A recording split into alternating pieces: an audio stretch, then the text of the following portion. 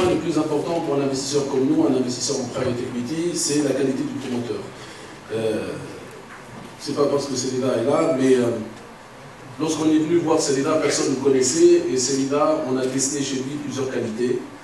Et pour nous, c'est l'élément encore plus important que la qualité de l'entreprise ou de la croissance de l'entreprise, du potentiel que peut avoir un secteur ou un business.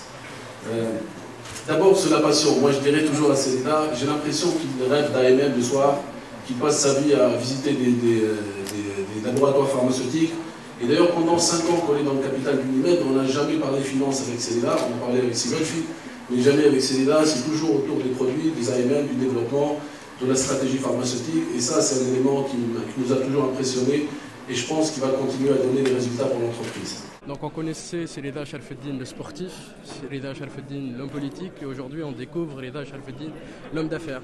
Oui, malheureusement, on aurait dû connaître l'investisseur, le travailleur, le bâtisseur, avant l'homme politique ou avant l'homme sportif, parce que je suis arrivé au sport et à la politique très tardivement, et grâce au travail et grâce à la réussite au niveau de l'entreprise et en tant qu'investisseur. Donc c'est l'occasion maintenant de voir l'homme, de voir le bâtisseur, de voir le porteur de projet, le rêveur, l'entrepreneur.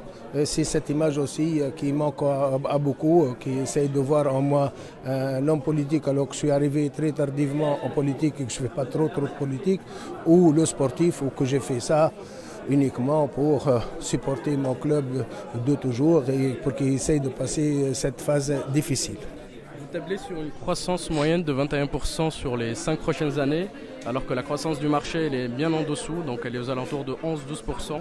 Donc d'où viendra ce potentiel de croissance? Ça sera principalement de la croissance organique externe en Tunisie ou à l'étranger. Donc comme vous le savez, on a fait beaucoup d'investissements sur les 3 dernières années. Ces investissements n'ont pas commencé à porter leurs fruits. Et puis, il va y avoir d'autres investissements. Il y a des AMM en cours.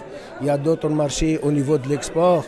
Donc, si vous faites l'addition de tous ces facteurs, donc les perspectives pour Unimed sur les 4 prochaines années, avec le chiffre d'affaires, le business plan qu'on a proposé, arrive à ce résultat-là d'un taux de croissance autour des 20% par an pour Unimed pour les 4 prochaines années. Nous sommes extrêmement contents de recevoir Unimed en bourse. Quelques mots sur l'opération. Une opération qui a démarré il y a un peu plus qu'une année et dans laquelle notre ami Serad El Boucha, qui représente les intérêts du fonds Abraj, est venu nous voir pour la sortie. La sortie des fonds, comme le disait Celida, de l'investissement d'Unimed qui s'est fait donc, en 2011. Donc une première transaction structurante qui portait sur un peu plus que 80 millions de dinars a été dénouée il y a quelques mois, dans laquelle on a vu donc, les fonds Abraj sortir de Unimed en laissant 6% dans le capital. Et la bonne nouvelle concernant cette opération, c'est que cette sortie de Abraj s'est faite par un remplacement substantiel d'investisseurs étrangers. Je citerai SQM Frontier Africa Market, qui est un fonds d'investissement américain, et Blakeney Gilliland Partners, qui sont des fonds anglais, auxquels se sont ajoutés aussi l'investisseur très connu en Tunisie, qui est la CTKD, qui est un investisseur étranger, mais dont les équipes sont installées en Tunisie. La prochaine étape sera le retour des analystes financiers avec une fourchette de valorisation. D'ici le 30 mars, on doit avoir une fourchette commune entre les différentes analystes. Cette fourchette sera présentée au Conseil de la Bourse le 31 et en fonction de cette fourchette, on aura l'accord de la Bourse. Aujourd'hui, on imagine que Tunisie Valeurs a déjà fixé sa propre fourchette. Cette fourchette, vous pouvez nous dire dans quel ordre elle se place ? À l'heure actuelle, nous ne pouvons pas donner de fourchette de valo. C'est les analystes qui doivent retourner avec leur propre fourchette. Mais ceci étant, on travaille sur l'opération depuis plus d'1 an. Donc on a déjà des intentions de souscription à des fourchettes assez hautes quand même.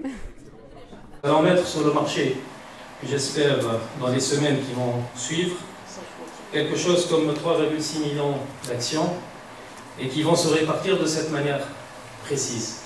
Nous allons mettre 46% de l'offre en placement global auprès d'investisseurs étrangers et locaux, aussi 30% en placement privé, qui représenterait à peu près 1,1 million de titres, et le reste serait fait en offre publique ouverte, c'est-à-dire que nous attendrons la réaction du marché et des opérateurs du marché et des analystes financiers pour nous donner les fourchettes sur lesquelles ils souhaiteraient voir faire l'opération Unimed sur la bourse de Tunis. J'ajouterai qu'un contrat de liquidité consistant a été négocié avec Celida et ses équipes, puisqu'il porte aujourd'hui sur 8 millions de dinars en cash et un peu plus que 1% du capital de la société à la vente.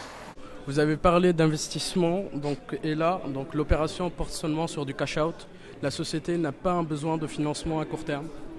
Vous savez, je veux vous surprendre, même quand on a commencé à faire l'évaluation, Unimed n'est pas trop endetté et apparemment c'était un des facteurs qui a baissé un peu l'évaluation d'Unimed puisqu'elle n'était pas trop endettée.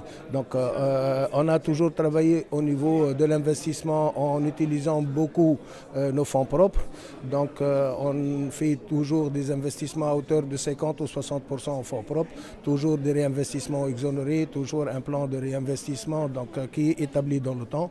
Donc sur les 4 prochaines années, on va aller avec un taux moyen de 10 millions de dinars d'investissement annuel sur les 4 ans, donc avec toujours le même taux de 50% en fonds propres et 50% en crédit.